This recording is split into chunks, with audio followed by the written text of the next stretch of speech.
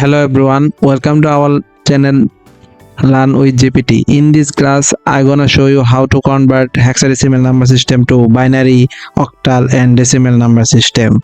First of all, you need to press the mode button and choose the option number 4, which is base and you need to put the value which you want to change the binary, octal or decimal number system. As you can see, our calculator model is 991ES plus.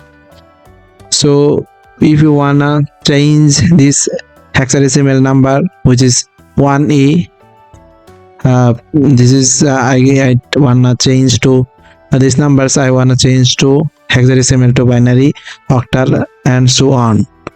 First of all, you choose the X to the power button for put the value hexadecimal number, which is 1E.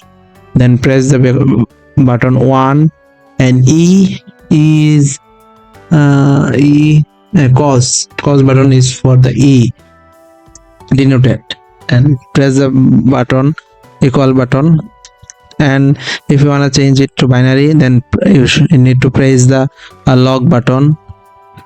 So 1E binary number is 11110, and octal you need to press the learn button, which is 36, 1 to 36. And if you want to change it to decimal, you need to press the X square button, which is denoted for DEC.